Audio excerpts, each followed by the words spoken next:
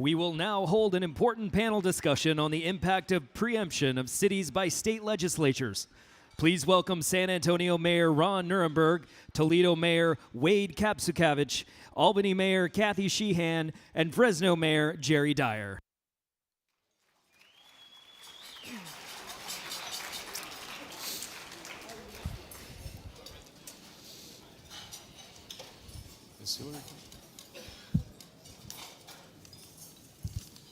Well, good afternoon. So we're going to touch a nerve with probably most of you with what we're going to talk about today, and I'm very glad to join the panelists today. As you may be aware, currently state legislatures have introduced across our country hundreds of bills that would usurp the power and authorities of American cities. These hostile actions are an attempt to cripple and destroy local control, and in some instances, make it difficult for local elected officials like yourselves to meet the basic needs of our city's residents. Despite those ongoing preemption activity, there is good news on a few fronts. Citizens are recognizing the effects of our preemption activities by state legislatures on their lives and communities, and they are fighting back. Additionally, some courts are reining in state overreach by overturning all or part of those state laws. The plenary session today is a bipartisan discussion and will focus on what mayors can do to fight back against the growing trend of both local and national governments fighting this effort to preempt cities and self-governance. And I would say that we all agree on this one fact, that this is a new front in the battleground to preserve our democracy. So thank you all very much for joining us today. Let me start with a basic question, and the success of our efforts, any effort, really requires the knowledge and awareness of our local communities. So I'll ask our panelists, to what extent are your communities aware of these preemption activities, and what has been the communication on the ground with local residents? And I'll start with you, Wade. I would say, in all frankness, the awareness level of our local citizens and constituents is not as high as it needs to be. It would be easy for us, we could spend every remaining one of our 17 minutes and 58 seconds talking about horror stories of preemption that we've all seen. I think what it might be more helpful is, yep, it's a problem, what do we do about it? In Ohio, we have the Ohio Mayor's Alliance, which before Pennsylvania came around and got persnickety, was the best state-level mayor's organization in the United States. We are starting a campaign to communicate the importance of preemption, or the dangers of preemption at the local level. It'll be a campaign like any other campaign, with news conferences and direct communication to the citizens of the dangers and what it means to us. Actually, while we hope that it could change some hearts and minds of our citizens, it's really a campaign aimed at our judges. It's aimed at the judges of Ohio, because ultimately that's where this is headed. And we've had some wins at the judicial level, but there will be more coming. And even when we get a win in the courts, our legislature is really creative at imposing pain anyhow. So I've already probably talked too long. In Toledo, we had red light cameras, which are those, you know what they are. They're for both speeding and running red lights. Legislature didn't like it. I believe there was a state rep from the Cincinnati area who got a ticket once, and this became his cause célèbre. So they attempted to preempt that, even though we're a home rule city. We litigated it all the way up to the Ohio Supreme Court, and we won. We won. Our home rule city retained the ability to have those cameras. Spitefully, the legislature got around that by saying, okay, you can keep your cameras, but we will deduct from your local government outlay whatever amount of money those cameras bring in. So this is a battle. Fair play is not in the cards, at least in Ohio. We know this is a legislative strategy, and so what we're trying to do isn't as much about convincing, Joe and Jane citizen as much as it is convincing the judges of Ohio who are going to weigh in on this increasingly. Great. Thank you. From Ohio to New York, Mayor Sheehan. Sure. In New York, people are becoming aware of the issues around preemption. In my city, we passed a good cause eviction law, an ordinance. It was done in collaboration with landlords. There are some who still didn't like it and sued us over it, and we were determined to have been preempted by state law from being able to enforce that, and we're taking that all the way up to our Court of Appeals. But it really drove home for people who had advocated for this. We had had a lot of community meetings and discussions around the issues and challenges that our families were facing with respect to being able to have stability in their housing, and to then learn after passing that ordinance unanimously by our council that we could not enforce it.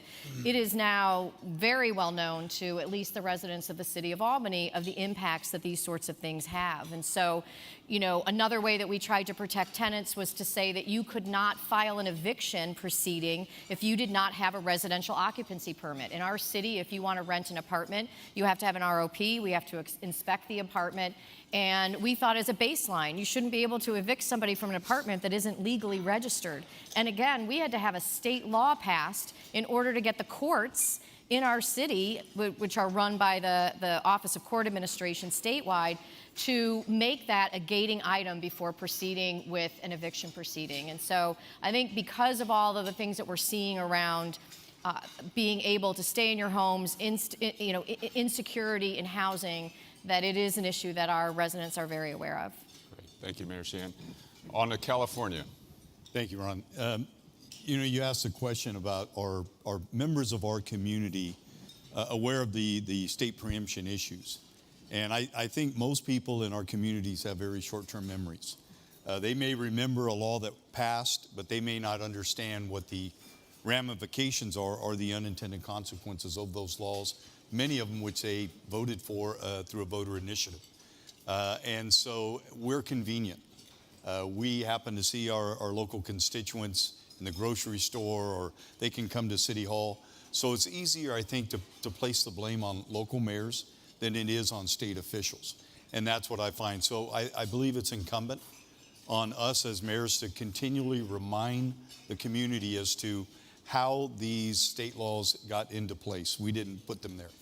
I'll give you an example. From over a series of several years, there has been an effort underway in California to decriminalize certain crimes, to make felonies misdemeanors, to take away the ability for people to get drug treatment when they are addicted to a drug and they're out there stealing to support their drug habit. And so our prison population has been reduced from about 172,000 inmates to under 110,000 inmates in a relatively short period of time, which the impact is increased crime in our community. And there's also been something called realignment, where that shift is there was state parole agents that would supervise people that got out of prison. That was shifted to local Fresno County probation officers, which impacted their workload. People that used to be sentenced to prison are now being sentenced to jails in California, which means there's overcrowding in jails, and the people that would normally be waiting trial in jail are out there continuing to commit crimes. So that's what we see in California. I can tell you one thing underway is a voter initiative that has been taken on by the California District Attorneys Association, and that is to get a signature gathering ballot measure and to overturn many of these laws. And I believe that's the way that we have to remind our state officials that it's the people who are in charge and not necessarily the legislators. So I look forward to seeing that happen. We also have in California a very unique California Environmental Quality Act, much like we have at the federal level with NEPA. But we have to do for affordable housing. We have to do environmental impact studies that can delay it 9 to 12 months, opens up the door for litigation to where people can sue local governments to prevent affordable housing, which promotes more NIMBYism, not in my backyard scenarios. So I think the pushback that we can provide as local officials is critical, but we need the help of the people. Yeah, good point. And so by a show of hands, if you're a mayor You live in a city. How about that? Have you had a local ordinance, rule, law passed at the local level that has been subsequently attacked at the legislature to strip you of that authority? Raise your hand if you've experienced that in your community. Just about everybody. So let me give you a preview of what's coming next from the state of Texas. We have what's called the Death Star bill. And rather than waiting for those conflicts to occur between state law and a local ordinance, they have now passed legislation that was signed eagerly by the governor that would strip out whole codes of our local government code from cities' ability to govern. Agricultural code, finance code, local property code, natural resources code. Our law now says, and we're challenging this in court, that unless the state gives us express authority to govern in that area, we cannot govern in that area of local government code. Wow. Effectively neutralizing home rule city charters across the state. That's what's coming for your community. Because we know state government, state legislatures that are eager for that authority and control are copying each other nationwide. And so it's critically important that we have this conversation. It's critically important that we have a bipartisan voice to address it. And so I'm really grateful to all three of you for being up here and talking about this. Let me ask you a question because, we've been through these battles now for a while in various forms. Are there things that are working at the local level to counter this activity, or in some cases to overturn it, legal or otherwise? And I'll start with you, Jerry. I think there has been some progress, some success, but it's been minimal. And I mentioned the voter initiative that's underway in California. I believe that's going to send a very, very powerful message. The other success I think we've had as a state is we have what's called the Big 13 mayors, the 13 largest cities in California. San Diego Mayor Todd Gloria oversees ours. And we have opportunities. We meet every other week. We meet with state legislators. We meet with the governor's office, continually reminding them of some of the unintended consequences of these laws, and working with the legislature to not just tweak them, but in some cases overhaul them. And so there are successes, the minimum, but I do think we've gotten to the point in local government where mayors across the country are fed up, and we're at a point of revolt. And when that happens, I think we're going to start seeing the state back away from some of their preemption efforts. From your lips to God's ears, Jerry. Let's do it. Over to you, Kathy. Yeah, I mean, where we're seeing success is when we're able to collaborate with our representatives. In New York, fortunately, we have the same party in our Senate, in our Assembly, and in our governor's office. And so we've been successful in asking for permission, right? So we have an assembly member who was able to pass a law that allowed the courts to take the ROP as a gating item. But, that's a cumbersome process because when we listen to our constituents and we respond and we pass laws and ordinances that reflect what our community wants and needs, and then we have to wait a year or 2 years or a legislative cycle to then get permission to enforce it, it erodes trust and it frustrates people. And so we are in the process of installing speed cameras. We had to go in school zones, which we had to go to the legislature to get permission to do. And they didn't just give us permission to do it. They said, okay, you can do it, and you have to do this sort of traffic study, and you have to collect this sort of data, and you have to, they're micromanaging it to a level that we can't just turn the cameras on. They're already there, because we do have red light cameras. They're already there, but we can't just turn them on, because we have to go through this process and submit a report. And so I think, where we've had success, it's in getting the permission to do it, and even that leads to, I think, a lot of frustration and an erosion of our constituents' faith in what we're able to deliver. And that's why I think this is such an important issue, because people expect us to get things done and address immediately what we're seeing in our communities.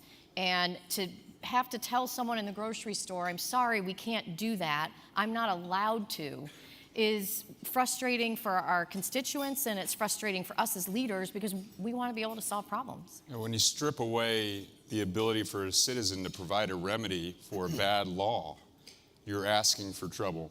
And so let me go to you, Wade. Is there anything that you guys are looking at or have been successful with? Yes, I want to back up just a quick moment to when you asked the crowd, everyone here lives in a city, right? Or who lives in a city? And there was a murmur and a chuckle because everyone lives in a city. 85% of Americans live in cities. Yet part of the problem, certainly in Ohio, and I suspect everywhere, is that because of gerrymandering, state legislatures across the country are increasingly they're not urban anymore. So it's not just a problem of ideology. Partisans would say that ideology is a big part of it also, but without even revealing which party controls the Ohio legislature, I'll make the same point. There are 132 representatives down in Columbus, 33 senators, 99 state reps. The majority party holds 93 of those 132 seats, so it's a super majority. Less than, I think, 4 of them live in one of Ohio's 10 largest cities. And so they're just absolutely no frame of reference for our needs and what's important to us. I believe what you are going to see, certainly in Ohio, and where we've finally seen some success, is just bypassing the legislature altogether and going straight to the statewide ballot. I know in California, this has happened for a long time. It's not a new tool. We've had in Ohio since 1913, but last year there was a big kerfuffle, I think is the technical word, over how the citizens should be allowed to amend the Constitution. And when the side of truth and justice prevailed, immediately in November, the citizens of Ohio passed an issue on reproductive health and on marijuana that the state legislature in 1 trillion years would never even had a hearing over. That is an encouraging sign, for classic small d democracy. And so this year, emboldened by that, we're going to see something on the statewide ballot for sort of do redistricting the way in a way that doesn't involve politicians. We might see a $15 minimum wage. We might see automatic, not same-day voter registration, automatic voter registration. Again, these are things that the legislature would never do in Ohio, but now that the can of worms has, the public, much like Jerry said, that ultimately this, there is something about power to the people. So I suspect our relationship with the legislature will continue to be acrimonious. We'll continue to slug it out in the courts. But if there is some hope in a state like Ohio, we're increasingly going to the voters and showing, frankly, just how out of touch our legislature is, because they are passing overwhelmingly things that would never even get a hearing at the legislature. So let me, in the remaining time that we have, let me start there with the legislature. Some states don't have that ability to go to the ballot. So what advice would you give mayors to deal with that issue, to deal with the preemption issue generally, and to develop champions within their community or specifically within the legislature to combat this issue? Well, I think one of the areas is to deal with and make sure that the advocates that are advocating for, whether it's a housing issue, minimum wage, whatever the issue may be in your city, that they understand that in order for them to achieve their goals, they can't just come and yell at you and your common council.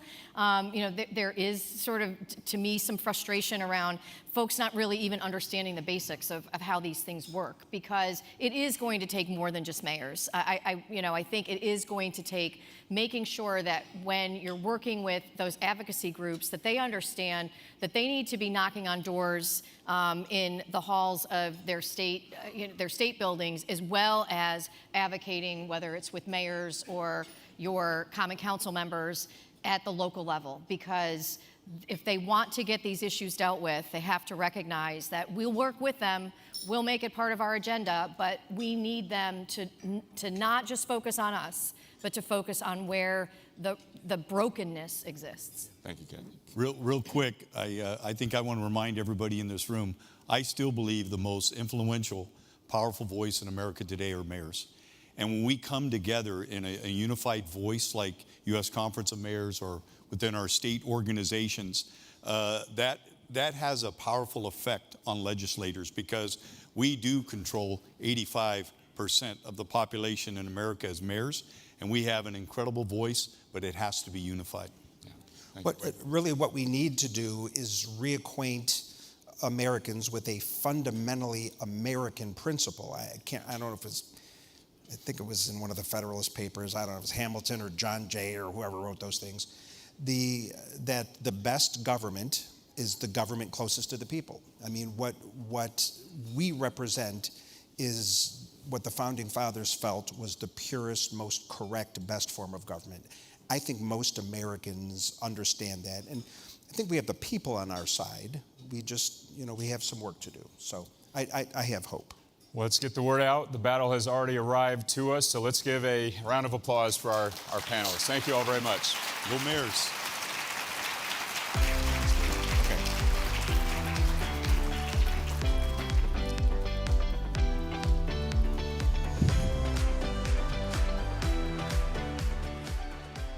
And now, a discussion combating hate and extremism in America. Please welcome St. Louis Mayor Tashara Jones, National Urban League President and former USCM President Mark Morial, American Jewish Committee CEO Ted Deutsch, and Board Chair and co-founder of America Indivisible, Arsalan Suleiman.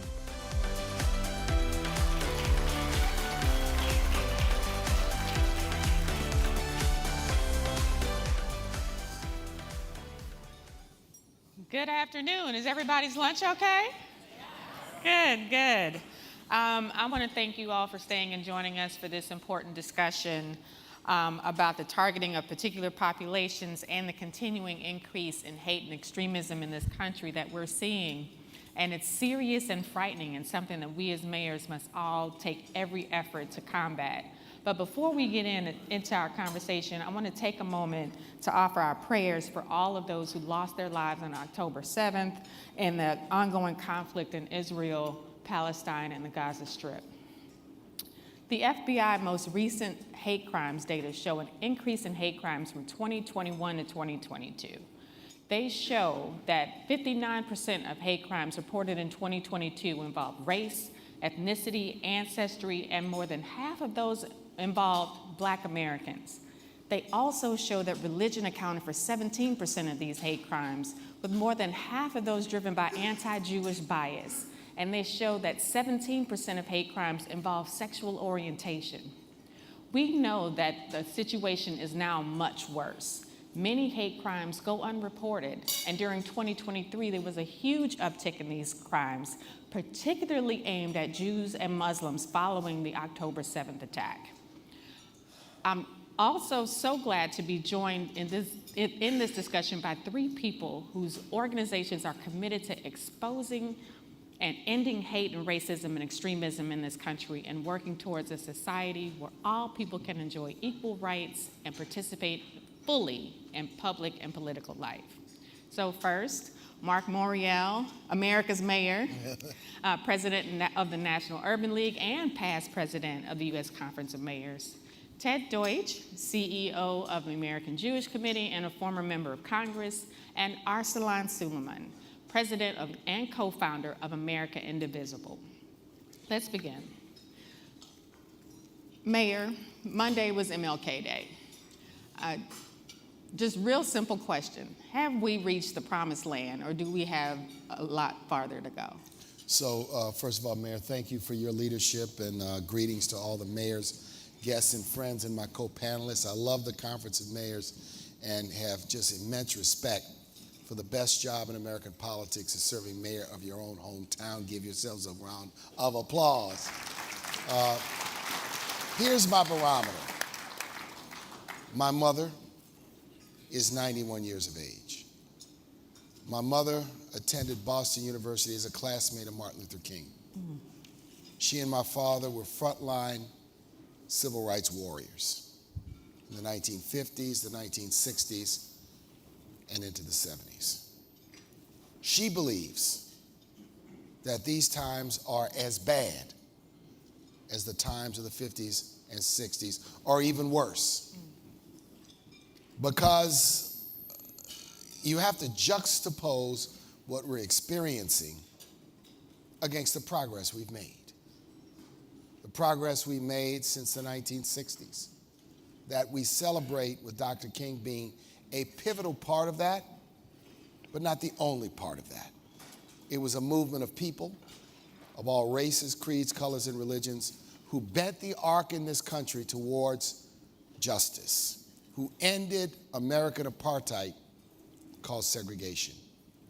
Today, the increase in hate crimes has to be understood as a component part of the effort to erode the last 50 years. It doesn't stand independent of a philosophy of us against them, or a philosophy of other isms. Other ism communities are the communities which these statistics demonstrate hate crimes have been targeted. So I don't mean to be a pessimist because I'm an eternal optimist. I don't mean to be the grim reaper, but we have to seize this moment and understand that the arc that increases hate crimes and increases division is corrosive to American democracy, corrosive to the legacy we as a generation want to leave to our children and grandchildren. Thank you. So, Ted, I want to thank you for coming to visit me in St. Louis. But Pleasure. the AJC publishes an annual report on the state of anti-Semitism in America, and your most recent one showed that 41% of American Jews believe their status in the U.S. is less secure than it was the year before.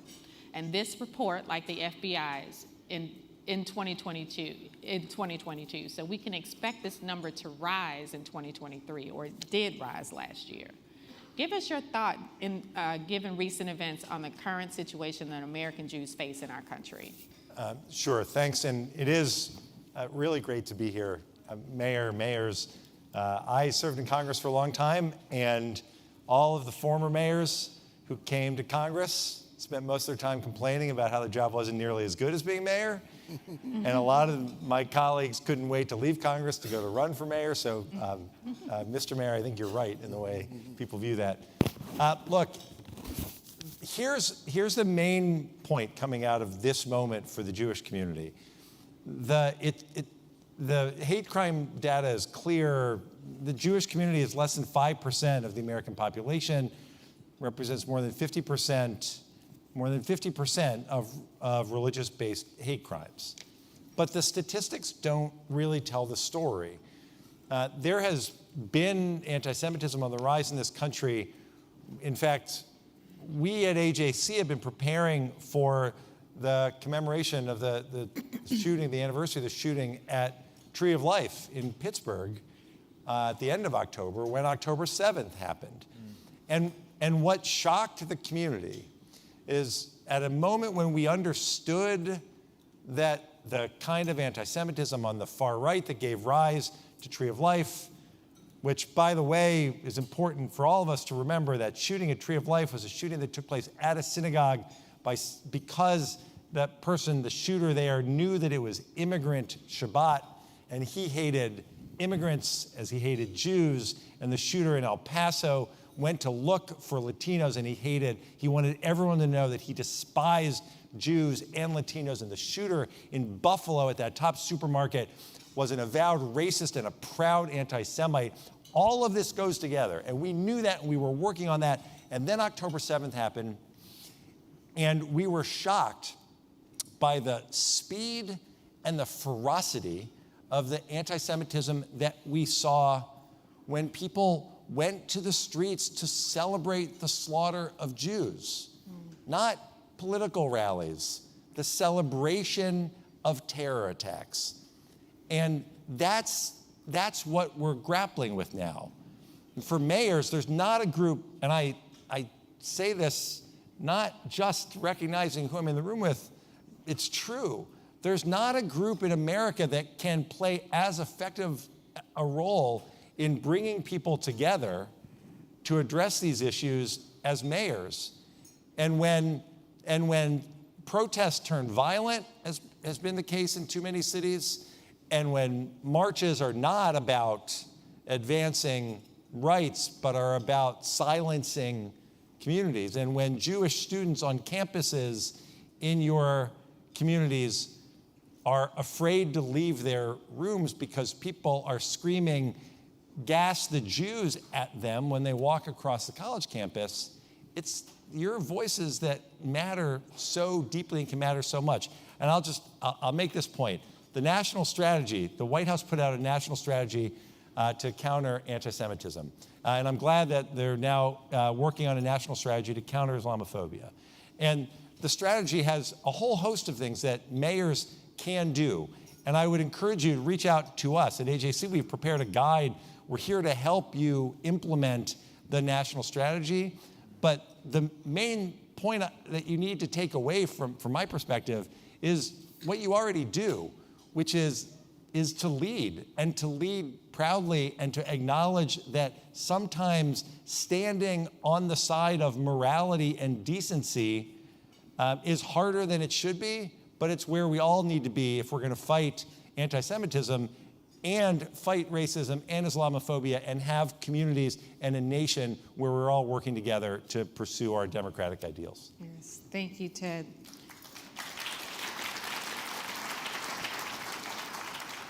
Arsalan, thank you for joining us. We know that Islamophobia has been growing in the U.S. for some time, and since October 7th, it has spiked. Can you give us your thoughts on the current situation that American Muslims face in this country? Well, thank you so much, Mayor Jones, and thank you to the conference for hosting this very important discussion. I definitely want to co-sign the remarks that we've heard from Ted and Mayor Morial. I think there is a very clear through line in terms of the threat, which is the source of most of the forms of hatred that we see in the United States, and that's from white nationalism and white supremacist groups. And that threat, I fear, is growing given that we're in another election cycle, and I'll talk about that a little bit more. But in terms of what the American Muslim community is feeling right now, they are feeling under attack, they are feeling unsafe, and it's a very precarious situation because, as you said, Islamophobia has been on the rise, and in particular, groups that track the data have shown that there's been a tripling of the number of anti-Muslim and anti-Arab bias incidents. And we've seen really horrific examples of this. I mean, I think many of you are familiar with the horrific story about a 6-year-old boy in Illinois, Wadiyah Al-Fayumi, who was stabbed 26 times, a 6-year-old boy, by an adult, a landlord, who was yelling anti-Muslim and anti-Palestinian epithets as he was stabbing this 6-year-old child and his mother, who was trying to protect him. We've seen students of Palestinian origin being shot in Vermont who were just walking down the street. We saw a student in Stanford who was hit by a car, an attempted vehicular homicide, ended up in critical care. And we're seeing across the country incidents of religious houses of worship being attacked, individuals, women especially who are wearing hijab, having their hijabs pulled off. We're seeing an increase in bullying in schools, students, often by teachers, but also other students, calling them terrorists and other similar discriminatory and prejudicial stereotypical labels. So we're definitely seeing that spike. I think the communities are very much concerned. And also, echoing what Ted was invoking, in the context of some of the demonstrations that people have been participating in, many individuals we've seen, just the broad cross-section of America, Jews, Christians, Muslims, participate in these types of demonstrations, whether it's pro-Palestinian human rights issues or whether it's pro-getting the hostages released, right? In the context of those, the Muslim communities have felt an undue level of scrutiny and attention and doxing and other forms of attacks that have resulted from their participation and their exercise of speech in voicing concerns about human rights in this context. And so I think all of that is contributing to a very stressful situation. And again, we're heading into the election year. We're in the election year. We've already seen very hateful commentary coming out from Donald Trump about Muslims, about having a new Muslim ban when he, if he were to be president again, and labeling Muslims in the context of being all of Muslims being terrorists, being anti-Semites, being violent. We're seeing that rhetoric again, and it's creating a lot of tension in the communities. So clearly, what we've heard from all of our three panelists is that this is a difficult time in America. And given the polarization around our upcoming elections that you just talked about, the situation may well get worse in 2024. So what actions should we as mayors take to reduce the hate and extremism that we face in America today? And what's your advice about effective actions that we can take? I'll start with you, Mayor. So, mayors, you need to be indignant. Not angry, indignant. I am a person that was born in a segregated hospital, in a segregated city, where every generation of my family either was born and lived in segregation or in slavery. I am not going to fail to use whatever power, influence, office, or voice I have to speak loudly and clearly that hate based on race, religion, sexual orientation, gender identity, or gender is absolutely wrong.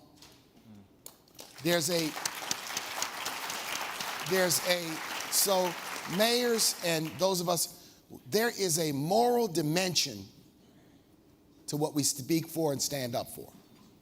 And cities have always been the crucibles of the locked out and the left out. African American migrants fled to the cities to get away from the Ku Klux Klan. Jewish immigrants, Italian immigrants, Irish immigrants in the early 1900s came to America. They came to American cities. The new immigrants from Africa and Asia and South America come to American cities looking for opportunity. And cities have always been the crucibles, and mayors' responsibility is to speak on behalf of what the city represents. And that is a place of tolerance, a place of fairness, a place of opportunity for all. The danger we face today is not that a hate movement or a movement of white nationalism or white supremacy or exclusionaryism is present in American life. It's always been there. It's that it becomes normalized at the highest levels of power and decision making in America. And that its power is so extreme that it intimidates people into silence. I don't want to say anything. I might get tweeted at. I don't want to do anything. The attitude we must say is bring it on, because we have the moral force and the moral authority. What's on the line is the future of the nation. What's on the line is what we want to leave to our children and grandchildren. What's on the line is a vision of tolerance and diversity and a mosaic and a gumbo of American democracy, or an America that retreats, where everyone retreats into their corners and we reestablish some sort of old line American caste system. Mayors, use your voice. Use your power. Speak with force and authority. Your power is your pulpit. Your power is your voice. Your power is to convene the leaders of your community, the religious leaders of your community, the civic leaders of your community, and say the worst thing we can do is not talk about this. The worst thing we can do is to ignore it. We have to articulate an alternative vision to hate and exclusion and supremacy. My concern is it becomes normalized. It becomes an essential component.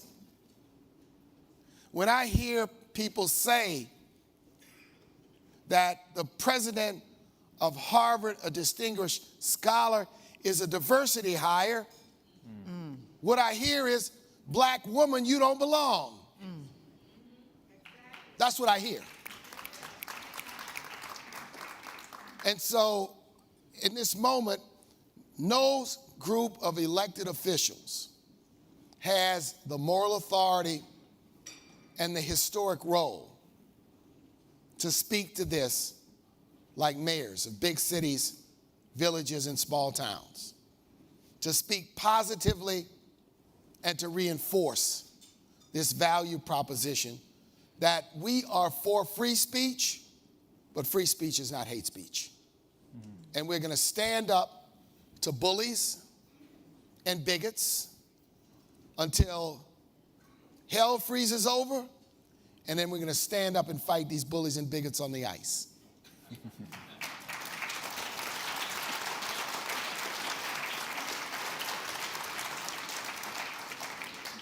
Ted, same question for you. What can we as mayors do? Well, I'm going to pick up right where the mayor left off. There is just no question that the ability that you have to bring people together to have hard conversations and make sure that everyone is heard is unique to mayors. You can't be afraid, by the way, to ask questions. You shouldn't feel like you have to do this on your own. AJC is a global organization, and we encourage mayors to reach out to us, not just to talk about what's happening in the Middle East or around the United States, but we have 14 posts all around the world. We can help shed light on the issues you're grappling with. We hope you do that. But you have to recognize that everyone's voice, again, to echo the mayor, everyone has a right to be heard, but their right to be heard doesn't mean they have a right to shut others down. And I know there are very strong feelings about Israel's war against Hamas. And I did not come here to give a speech about that. But I will say this, and mayors need to understand this. There are Jews who live in Israel and Jews around the world who care deeply about Israel as part of their identity. I don't think people always understand that. And so when they're told that Israel has no right to exist, that affects them to their core. And when they're told Israel has no right to exist at a rally that calls for violence, it's not just violence that they hear being called for against Israel, it's violence they hear for being called against them. I tell you this because I hope you'll understand that. At the same time, there are Palestinians who demand and are entitled to dignity. And there is a long-term conversation that needs to take place. It's what MJAC, our Muslim Jewish Advisory Council, that Arslan is such an important member of, that helps contribute to the ongoing dialogue. We can't stop the talking and let the loudest voices win. We have to be able to bring people together to lead with moral conviction. And I'll just finish with this. If there is one issue, as we think about the challenges in Israel and Gaza, the loss of life and the terror attacks on the 7th, as we think about one issue, I would encourage all of you to raise it at the White House and raise it everywhere you go. There are 130 people being held hostage now for 105 days. In no world should that be acceptable. There are Americans, people originally, they're hostages from 30 countries. We should all be coming together to demand that the terrorists release the hostages. It's a sign of humanity, the humanity that binds us together and enables us from there to engage in the harder conversations that we can't shy away from and that respect the diversity within all of the communities that you so proudly lead.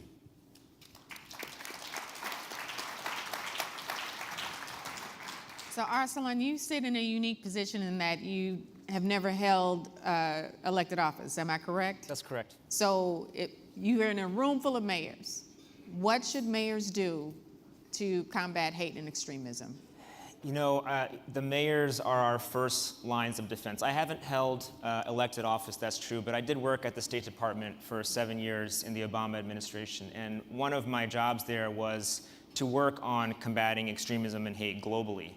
And one of the examples that I talked about in terms of what is effective in combating hate and extremism, because a lot of countries globally, they restrict speech. One of their responses to hate speech or discrimination is to ban it and to restrict it, and that's not the US model. The US model is one in which we protect free speech, but we have vigorous laws to combat discrimination. We also have a robust civil society that engages with government and engages with people and works to increase education about hate and anti-discrimination. And we have public officials who care about American values, who care about equality, who care about unity, who care about diversity, and who speak out. That sort of triad is what makes the American model successful. And the challenge is when that triad is weakened, when you don't have anti-discrimination law enforcement, when you don't have civil society active and working, or when you don't have public officials speaking out and defending American values from those who would threaten it. And I'm talking about, what Mayor Morial in particular was talking about, the groups that have been a part of our country since its founding, but who, when they get oxygen, become extremely pernicious and are able to operate and attack. And so mayors are our first lines of defense. Your voices are so powerful. It's extremely important for you to speak out, for you to defend the American values of equality, of justice and liberty for all, and for you to continue to robustly and proactively engage with the communities who are affected. Please, we have Ramadan coming up in March. Go visit your local mosque, set up a time to have an iftar dinner with the community, have a relationship. That goes so far in having those communities feel that they have a sympathetic ear in government. They know where to go in order to find solutions to their problems. And it just brings the communities together in a way that is helpful for all of the goals that you have as mayors. So I encourage you to, if you need help, you can reach out to us and my organization. We'll be happy to provide you with opportunities to connect with your local communities. And we hope to put out similar products to what AJC has done in the context of the anti-Semitism strategy for the White House's upcoming Islamophobia strategy. Yes, thank you.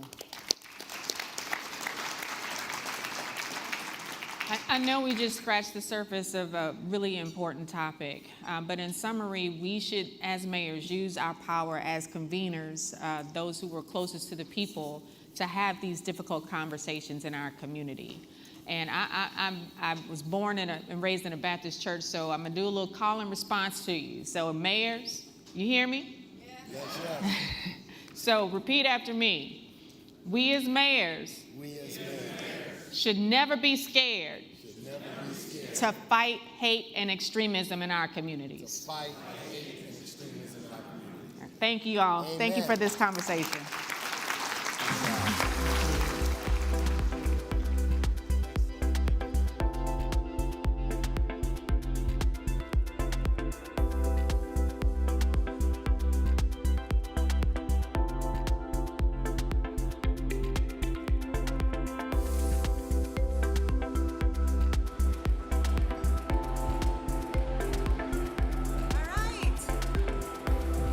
Okay, how's everyone feeling? Can you believe you made it? What did you think of the conference? Yay! So you must do me a favor, because you cannot do a conference of this magnitude without a lot of help. I think we make it look easy, but there is so much that's happening behind the scenes. You have no idea. And there's an incredible team that literally stays up for about 3 to 4 days, and then we have another team that stays up before that, and literally have probably had no sleep to make this happen for all of you. And so can we please give a huge round of applause for the USCM team backstage and the executive director, Tom Cochran. I know he wants to make sure you guys all have a wonderful time. But there's also a team behind here, and see all these beautiful graphics and things that look so fabulous up here that make me look so much taller, skinnier, and younger, is Ed Summers in the back. Ed, come on out. Ed, he doesn't want to because he's in the back room. Come on, Ed. He's like, please, don't embarrass me, Hillary. Ed, come on out. Thank you, Ed, you guys. And Ed, and he's got a fantastic team. And he hates this because he's so humble and shy and kind and sweet. And Ed, we all adore you. So you do not get enough praise. Thank you for everything you've done. And Tova back there, there's wonderful people backstage that have had to put up with me for 3 days because you know I'm crazy. I'm all over the place. So I want to say thank you to your team. So please, one more big round of applause for Ed Summers. Yeah. Okay. So that includes the end of our meeting. Who's coming to, are you coming to the next meeting? You? Okay, perfect. So I need to get a motion to adjourn. All right, thank you. Do I have a second? All those in favor say aye. Thank you, everyone. Mwah.